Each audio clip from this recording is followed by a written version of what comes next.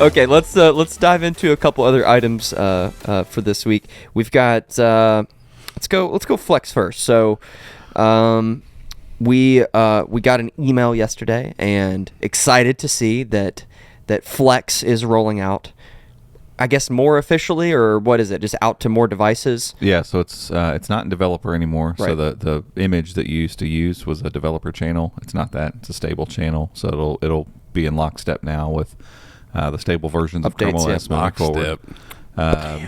Bam. There's your word. I love that word. Lockstep. And then it's available now 400. There are 400 Which is certified awesome because devices. yeah, now. I would have guessed because this rolled out very recently. ChromeOS Flex is very new. I would have thought end of year before they said, "Hey, it's ready for our seal of approval." Yeah, that's kind of what we had said. Nope. We had said probably end of the year. But Neverwhere has been they've developed this for years. It's not like they were starting from the ground up. But it got me thinking the other day. I was driving home. It might have been yesterday on the way home from the golf course.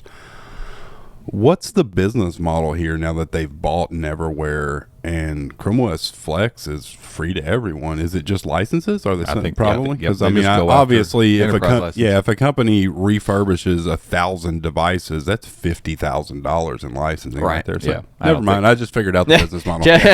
Sometimes you just gotta talk it out.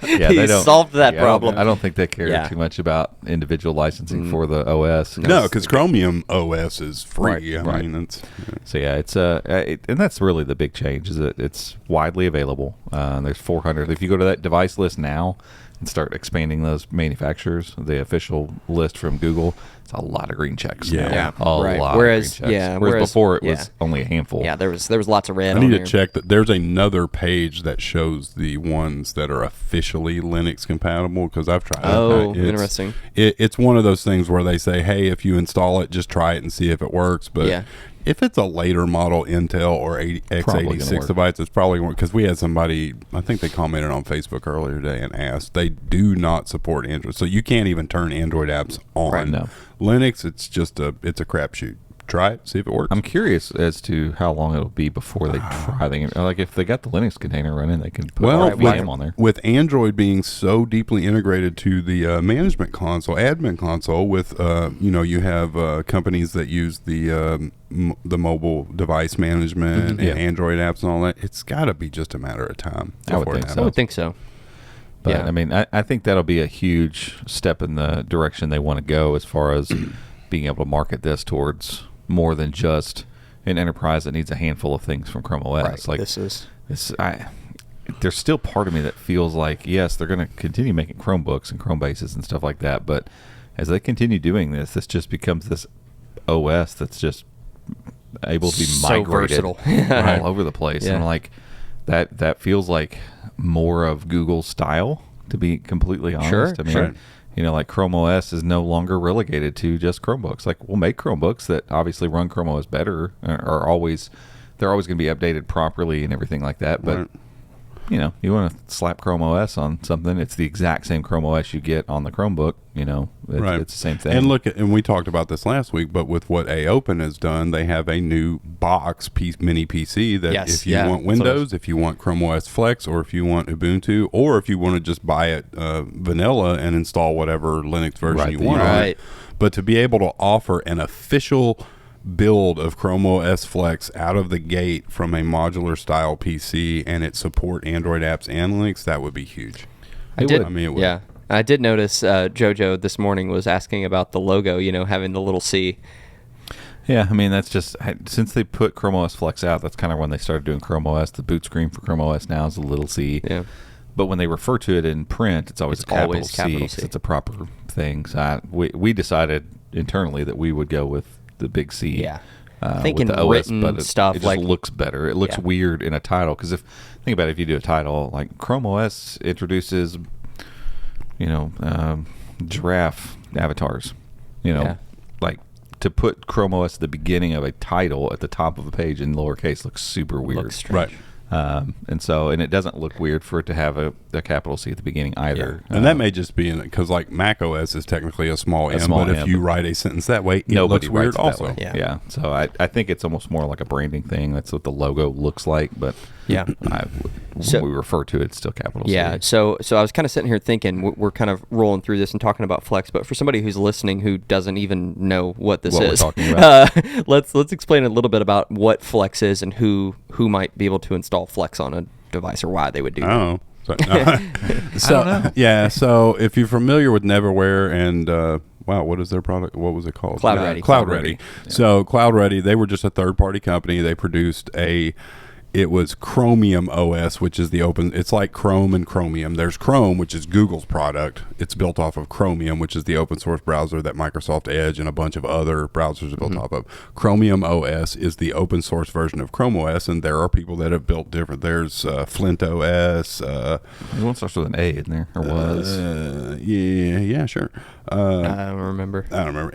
Yeah. Cloud Ready and Neverware. Yeah, that was the main. So Cloud Ready and Neverware, their goal was to produce a product as close to Chrome OS as they could get to sell to schools and enterprises who had aged out hardware, Windows and Mac specifically, so they could convert them to essentially Chromebooks. Yeah. They worked very closely with Google, and Google allowed schools to use Neverware's Cloud Ready and in conjunction with the admin console. So it wasn't like you just had this Chrome OS-esque device that you couldn't really do. It could be full-blown managed. It could be full-blown managed. It could be rolled into your fleet, just like that.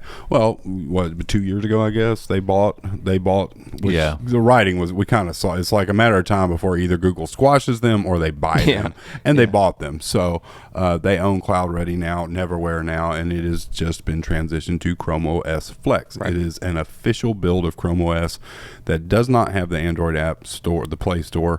It does support Linux if the device will support it, but they have a ever-growing list of quickly growing devices, Windows and Mac devices that officially support installing it, and you just you flash a flash drive just like you would if you were doing a Chrome OS image for your Chromebook. You flash the flash drive with it, and then you install. You can run it from the stick to test it out, just like you did with Neverware. And then if you want to wipe your device, you just install Chrome OS Flex. And this is going to... We need to retry it now that they've got a better image. Yeah, we should. This is... When someone does this, though, it's going to completely rewrite that hard drive to run... If they choose to install it. Right. So you can run it. So you can test it. If you're like, hey, I think this will work on these devices, let's test it first, obviously. And, if you're hearing this and going, oh, that sounds like something I want to do, like, it's free. Like, Google has the landing page where you go get the image and all that kind of stuff. They'll walk you right through it. It's very simple. We have a video up walking you through all of it. Again, it's very simple. You want to make sure. We tried to do it on a Mac. We did install it on the Mac, right? It never actually ran. So we used the USB... tested it. Drive at first. Right. It was super slow off a USB 2.0 drive. Make sure you have a USB 3.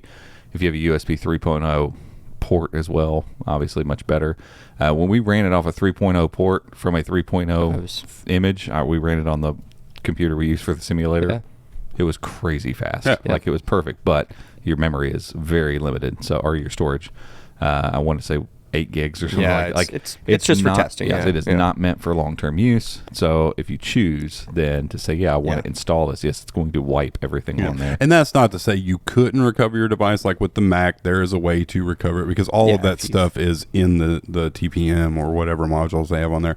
Windows is the same way. If you can get to the BIOS, just know that if you install it, it's going to take some work to get back to stock. It's not just going to be like, don't do it unless you're like, yes, I'm ready to turn this into a Chromebook. Well, and I think about, like our CPA that's right down the road here. They've got their old, Windows devices that are probably running, XP or something. And it's like, this is an amazing solution for someone like that. Especially if they're cloud-based. As long as everything's cloud-based, right? And as long as you don't have any proprietary software that is Windows only that, obviously don't do it then. But there's so many instances where I think this will work for so many businesses. Right. And it's like, hey, offload all your local files that you need, put them onto a drive for a minute, and install this. It'll take you 30 minutes. And you're getting install it all, and then sign into everybody. And so much faster. I wonder, it'll be all cloud-based. If you had a newer device with a massive hard drive, can you partition your hard drive and do a dual boot situation? There is not a walkthrough way to do that. We asked them directly.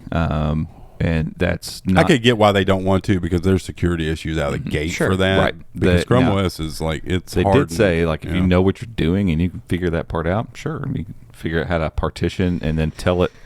We know what Gabe's doing tomorrow. I'm going to need to borrow your MSI over there. So there are ways for sure to do it. But that is not, I don't think that's on their roadmap right now. Just like I asked too, like, is there a chance that we'll see, expanded, being able to expand, like the USB we're using to try it on is 128 gig, little bitty, give us a little itty bit bitty extra, nub. extra like make a pocket PC. Yeah. Because then I could be like, I want to write the entire thing with Chrome OS. I don't want to only write 8 gigs. I want the whole thing. That way I could just take this thing with me, because it does store in the firmware of the install you have. Like when I plug it into something else and use it and boot up into it, all my login stuff's there. Like it's a Chromebook in your pocket. It's a Chromebook this big. I just find a USB port to go in. Or you can format a USB disk like that to be read as like 2 separate disks. Allow me to install the OS and have the remaining recognized as an external drive. Oh, that would be cool. But I mean, they're so cheap at this point. Like we spent $17 on that thing or something. So I'm like, I don't know. And I get that that's not their goal, but I'm like, that's the easiest way. When it works that well, I don't even want to bother with partitioning my hard drive. You've got a 3.0, like pop it's going to be here. quick. I'm going to use it as Chromebook until I'm done. Exit, log out, pop that out, reboot your computer, boom, you're back in Windows. Like that's dual booting without having to partition. It'd be so simple.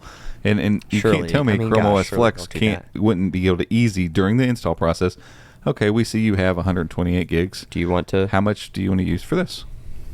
No big deal. It does it with Linux already. Like it'd be the same thing. So, or do the ballooning thing like we saw with Borealis. Yeah, just let it install with base amount of drive, and as you download stuff, it just expands the storage to whatever you have available.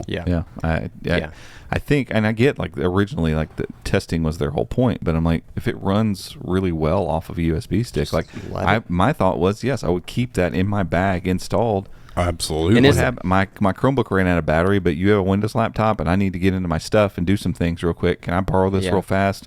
Boot up.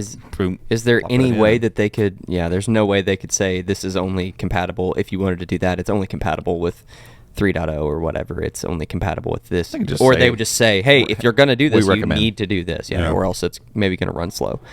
That's maybe the only issue, is that they just don't want people to have a bad experience, and so they're like, I mean, they're running it as a test bed for whether you should install it or not. So if I put it on a 2.0 and run it on a 2.0 port and have a bad experience, I'm not going to install ChromeOS Flex based on that. So it's like, just recommend higher speed stuff. It could be really awesome if they would do that. And that would be amazing. I feel that one's a low hanging fruit. They didn't say that they wouldn't do that. They said, well, just for right now, like, it's just a testing thing. So it would be really cool to see that feature show up. Or even if I'm like, I need to test this for like 2 weeks and I can't survive on 8 gigs of storage. Like, I can't download anything. Like, what if I need to test run this for my boss for 1 solid week, where we do a full week's work off of this prove before that we can switch our agency to this. You can't work 8 off of 8 gigs of, because it's not 8 gigs. Like, you end up with 4, because like Chrome OS takes up 4.4 or 4.8. Like, it's a very small amount of storage. You can't do much. And so I'm like, well, that's an interesting point too. Like, because most places, if you're going to replace 100 PCs, you need to really test it. You need to give it a real test, and you can't do that with 3 or 4 gigs of storage. It's just not realistic. So that's interesting. Hopefully that means, because again, they didn't shut that down. Like, when I talked about dual booting, they were very much like, we're not encouraging that. We're not doing Don't that. tell people to do that. So this is obviously, like, this is a clear use case for this would be businesses and enterprise solutions, education solutions. Like, that's a clear reason to use this. But I mean, anybody out there who has an old computer laying around that you're like, I literally don't even use this thing anymore. It's just sitting over here, and it's so slow. It's the awesome part. You don't have to have a workspace account. It's readily available. If you've ever done recovery on a Chromebook, you don't even have to go to the website. You can just open the ChromeOS recovery tool and install that image. It just look, and it says, like, it's like Google CR48 ChromeOS Flex. Just install that and go for it. It's a little flex stick. A little flexi stick. Hey everyone, thanks so much for watching this clip of the Chromecast. If you want to see this full episode, we have a whole nother channel that's just called the Chromecast Podcast, where you can watch this entire episode. But thanks so much for watching, and if you like this, give us a thumbs up, go down there, click subscribe, and make sure to click the little bell icon right next to that so you'll get notified when we put out future clips of the Chromecast. We appreciate you watching. See you.